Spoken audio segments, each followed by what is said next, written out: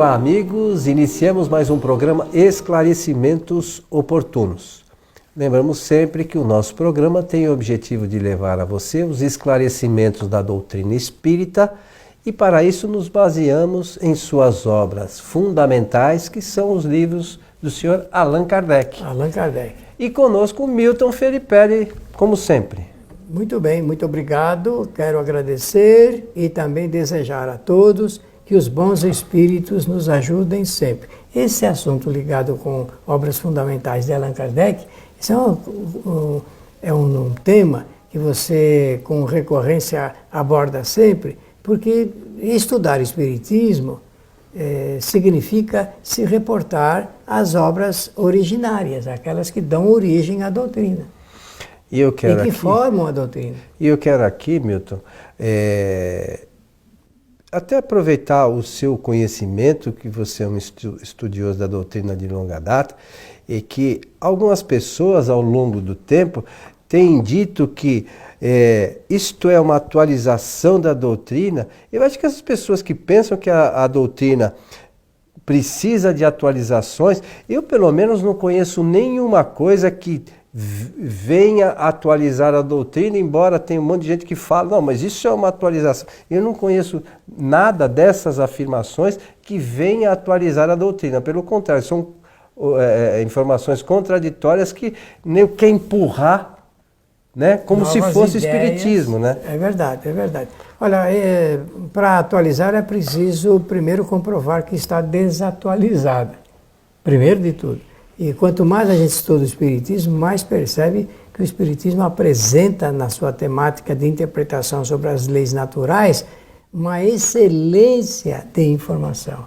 Tudo que é apresentado pelo Espiritismo decorre desses conhecimentos dos espíritos superiores. Eu sou muito grato a eles porque pude entender melhor a vida, me conformar com as situações porque todos passam e entender que esse é o caminho para suavizar as nossas dores. E normalmente essas informações, né, Milton, vêm de um espírito, que normalmente é o espírito que, no máximo um pseudo-sábio, quer criar novos sistemas, e as pessoas desavisadas por não conhecerem muito a doutrina, né, acham que essas doutrinas são verdadeiras, mas cada um que estude e a gente com o tempo vai perceber por que caminho a gente está seguindo, né, Milton? Quero abordar o seguinte, nesse início de programa. O que o nosso companheiro Coelho estava falando tem a sua razão de ser, porque diariamente aparecem aqueles que eu chamo de novidadeiros, querendo introduzir teorias estranhas nas práticas espíritas. Teorias estranhas nas práticas espíritas. Então, fica em dois campos, o do campo ideológico, teórico, e no campo prático. E as pessoas desavisadas, também chamadas de incautas, elas não sabem dessa situação e ficam adotando essas teorias como verdadeiras em nome do Espiritismo, quando na verdade são falsas. Mas, enfim, vamos aqui, que cada um busque o conhecimento, né, e entenda com certeza como achar melhor. Ô Milton, recebemos aqui mais um e-mail que diz o seguinte: gostaria de receber uma mensagem de minha mãe que desencarnou há 5 anos. Como devo proceder? Essas perguntas as pessoas nos encaminham, né? E nesses casos, porque a gente faz alguns exercícios de psicografia em nossa casa e as pessoas às vezes querem receber mensagem da mãe, né? E, enfim, vamos explicar aqui como é que a coisa acontece. Bom, primeiramente, querido Coelho, dizer que nós já tratamos dessa matéria em programas anteriores. Mas por que volta esse assunto? E volta a esse assunto em esclarecimentos oportunos, porque sempre é bom a gente fazer esses comentários doutrinários. Em primeiro lugar, porque nós respeitamos esse desejo essa necessidade, esse pensamento que as pessoas têm em relação aos seus familiares. E, com certeza, esse respeito vai até o ponto em que entendemos, por afeição, por amor, aqueles que partem.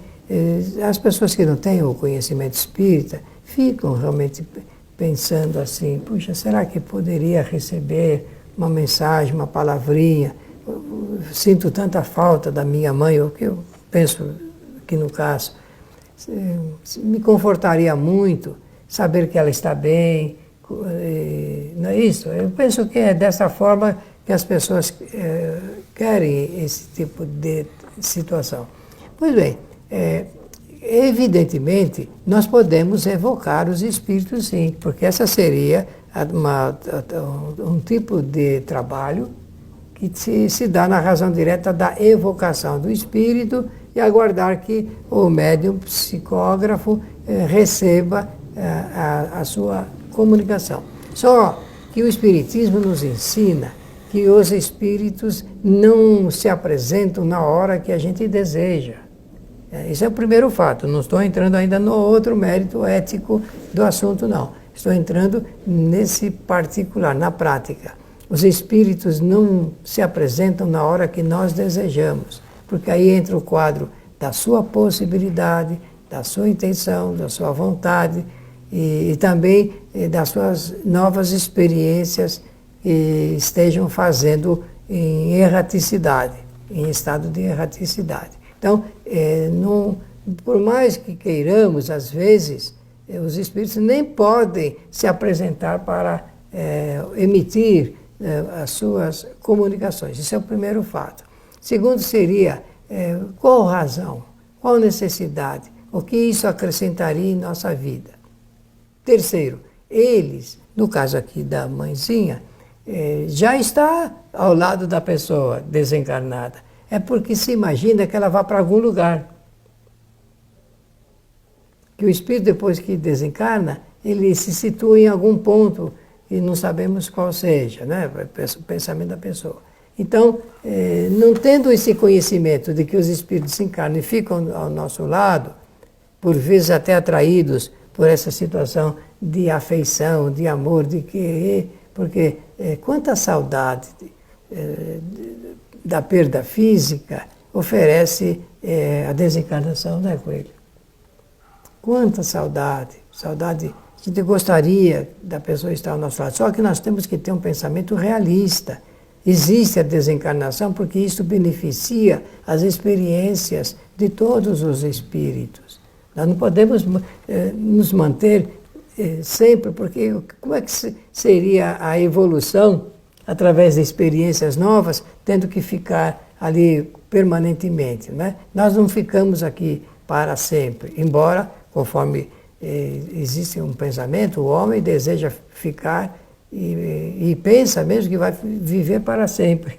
Não, vai haver um momento da nossa desencarnação. Só que nossa cultura não prevê uma preparação para a desencarnação. Se houvesse essa previsão, certamente tanto aquele que parte quanto aqueles que ficam saberiam que isso é um fato absolutamente normal. Muito bem. Eu acho que muitas pessoas têm essa vontade, né, Milton? Tem filas. De receber. Agora, tem fila dos dois lados, né? Dos que querem... Dos que querem receber e dos que estão desencarnados e querem trazer, às vezes, Claro. para seus entes queridos, a mensagem. Mas eu vou dizer para você da dificuldade que às vezes a gente ouve dos próprios espíritos. É que às vezes falta médiuns apropriados, aptos a receber essas mensagens, né? Então a gente recebe algumas mensagens e aqui na nossa casa a gente trabalha de forma sempre espontânea, né? Não tem ninguém que vem aqui e a gente pega eventualmente, eu quero uma mensagem de tal, qual que é o nome? É Zé. Então, se a gente receber aqui alguma mensagem direcionada ao Zé, falar, essa mensagem tem alguma coisa a ver com você? Sim ou não, porque pode ser outro Zé. Não pode? Pode. Então aqui a gente toma esse cuidado, né? Porque a gente vê também que tem gente que tem umas mensagens que são meio genéricas, né? Que acabam entregando para as pessoas. Uma pessoa veio uma vez, me trouxe uma mensagem. Poxa, eu fui no centro, recebi a mensagem, mas isso aqui é meio genérico. Eu falei, bom, eu não posso fazer nada. Mas é um cuidado que a gente tem que ter. Tem que ter. Agora, com certeza, esse desejo pode ser satisfeito pelo conhecimento. O conhecimento do quê? Em primeiro lugar, daquilo que eu mencionei, de que o espírito está já ao lado da pessoa. Em segundo lugar, que o espiritismo nos apresenta com sabedoria, é que toda noite, nós, quando dizemos que vamos dormir, com certeza não vamos dormir. É o nosso corpo que fica sobre a cama e nós, espíritos, nos deslocamos pela mecânica que o Espiritismo explica muito bem, e nesse afastamento nós entramos no conhecimento com os espíritos já desencarnados. Então, quantas vezes, eu estou falando agora de mim, quantas vezes eu encontrei já com a minha mãe, que já desencarnou há vários anos, né? Se essa fosse a minha expectativa, porque com meu pai, com meus irmãos, com meus tios, toda noite nós podemos nos envolver espiritualmente. Até com encarnados. Até com encarnados. Outros espíritos encarnados. Mas como especificamente aí se trata de comunicação de desencarnado, então não custa dizer que fique aliviado, porque você está sempre recebendo as comunicações, as mensagens e tal. Mas a pessoa prefere a intermediação feita através de mestres, o que é possível. Se perguntar, é possível? Claro que sim, mas depende da necessidade, do merecimento, da vontade do espírito, da sua possibilidade e do que isso representaria no seu caminhar evolutivo. Quando você fala que a gente entra em contato com esses espíritos, a gente entra mesmo, só que a gente às vezes, na maioria das vezes, a gente não lembra. Não tem lembrança. Essa é uma questão. E às vezes, tem algum familiar que depois pode falar, tenta na família ver, puxa, parece que eu vi a sua mãe no sonho. É verdade. E aquela é a informação que a gente precisa. A sua mãe, eu vi sua mãe no sonho e ela está bem. Mas a gente quer uma psicografia com SIC, RG, assinatura com firma reconhecida, não vai ter. Não é dessa forma que se apresenta as comunicações. E além do que, vocês todos sabem que quando o espírito se comunica, e ele conferindo foro de verdade que se encontra vivo, desencarnado e está presente na vida das pessoas, traz sempre alguma palavra de lenitivo, de apoio, de consideração, de solidariedade, familiaridade. Isso parece o que conforta as pessoas. Mas eu sempre apresento uma sugestão. Meu amigo, minha amiga, estudem o Espiritismo, estudem os livros de Allan Kardec. Neles, nós reforçamos a nossa confiança, a nossa fé, a nossa convicção, porque os livros de Allan Kardec trazem, principalmente quando refletem as comunicações dos espíritos, aquilo que é substancial para a nossa vida. Dá uma nutrição de conhecimento, de apoio espiritual, e é isso que nós precisamos. Os espíritos sempre estão bem, porque recebem os seus protetores, amigos, familiares, que os recebem e que também dão fortes orientações de como eles devem proceder em estando em erraticidade. Essa forma, se nós fizermos com conhecimento, vai garantir um sucesso muito grande nessa nossa tentativa de receber mensagens, palavras e comunicações dos espíritos. Tá. Uma outra coisa que nós já abordamos aqui no nosso programa diversas vezes e pode contribuir bastante para esse nosso anseio é a questão do pensamento. Então, às vezes as pessoas Por exemplo, eu quero uma psicografia, eu vou em tal lugar receber a psicografia. Como é que eu recebo? Como é que isso acontece? O médium lá, alguns médiums têm a capacidade de receber essa intuição e tal. Mas como é que o espírito, como é que ele vai receber a mensagem do espírito que ele não sabe nem quem é? Como é que ele atraiu aquele espírito? Naturalmente, nós quando nos encaminhamos para um lugar desse, o nosso pensamento vai se ligar ao pensamento desse espírito, né, que a gente quer receber a mensagem. Somos nós que nos ligamos e pedimos que, se for possível, que esse espírito se comunique. Não é assim que funciona? Assim que funciona. E aí, pelo nosso pedido, nós é que temos essa iniciativa, nós pedimos e o espírito vai lá e se comunica, se for possível. Não é assim que procede, Milton? Pode fazer um acrescentamento? Por favor. O acrescentamento é simples, mas ele é importante. Às vezes são necessárias várias semanas de tentativas até chegar nesse ponto desejável. Várias semanas, para não dizer meses e não dizer anos. Por isso que a reunião experimental, mediúnica, de relação com os espíritos, deve ser feita com um certo critério. Kardec vai criar esse critério, vai apresentar esse critério, melhor dizendo, no livro dos médiuns, e se nós seguirmos essa orientação, com certeza, ao longo do tempo, nós vamos criando as condições fluídicas necessárias para que o médium, ao se preparar, tenha essa possibilidade de receber essas informações dos espíritos, ou do espírito comunicante, como nós chamamos tecnicamente no meio espírita. Então, o que o Coelho falou nesse momento deve servir como guia de orientação para os grupos que desejam receber as comunicações e manifestações dos espíritos.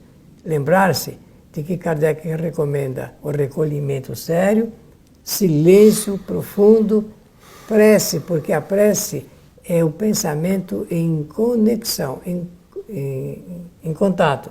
É isso que significa a prece. Prece é o pensamento dirigido a alguém a quem nós desejamos pedir, agradecer ou reverenciar.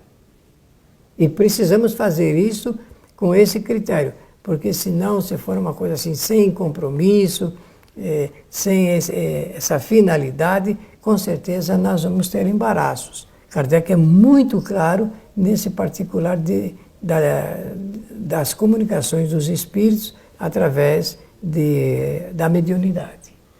É algo que precisa ser estudado, né, Milton? As pessoas, normalmente, quando são movidas a buscar essa mensagem, a gente entende, né, esse anseio, uma certa tristeza que às vezes essas pessoas são acompanhadas e às vezes por um longo período. Mas também essa tristeza, é bom que se saiba, por vezes a gente acaba atrapalhando o espírito que está lá, né? Porque o espírito está lá e esse nosso sentimento chega até ele pelo pensamento e ele muitas vezes não tem como nos ajudar. É porque é angustiante, né? Imagine você saber que uma pessoa que você ama está passando por um momento difícil por sua causa e você não tem o que fazer por ela. Então a gente precisa também tomar esse cuidado, ter essa consciência, para a gente não criar um problema a mais para o espírito que está lá do outro lado. Ou do outro lado não, às vezes está ao nosso lado mesmo, né? Porque os espíritos normalmente eles estão ao nosso lado, não é em lugar nenhum, né? Eles estão em outro estado, né? O estado de erraticidade. Erraticidade. Ou são dois, encarnado e erraticidade. Nós estamos encarnados, os espíritos estão em estado de erraticidade. E às vezes a gente ocupa o mesmo espaço físico. É isso mesmo. Quantas vezes você está pensando num ser desencarnado, com esse pensamento de distância, tão distante, onde está? E ele está ali conversando com você através do pensamento, mas você não está conseguindo fazer essa captação. E não está conseguindo fazer essa captação, pelo que você disse, devido a esse grau de desconhecimento. Mas é isso, meu amigo Milton. Nós vamos estudando e aprendendo. A doutrina espírita precisa ser estudada, não é, com curiosidade só a gente não vai entender, né? Estudando já é difícil, né, em algumas questões, mas sem o estudo fica pior, né? É pior. Eu penso que desta forma nós pudemos responder a indagação feita por esse nosso ouvinte ou espectador a respeito da comunicação da sua mãe. Que os bons espíritos nos ajudem sempre. Lembramos mais uma vez que o nosso programa é uma realização da Sociedade Espírita Francisco de Assis, que é a nossa casa espírita, e nela temos palestras públicas às quartas e sextas-feiras, a partir das 19h30. As palestras realizadas às sextas-feiras, elas são transmitidas ao vivo pelo nosso site tvfraternidade.com.br. Então, se você está longe, gostaria de ver o nosso trabalho, você pode fazê-lo à distância também, entrando neste site TV Fraternidade ou depois entrando também no site kardec.tv, que lá nós juntamos todos os materiais produzidos pela nossa casa. A você que esteve conosco, o nosso abraço e até o nosso próximo encontro.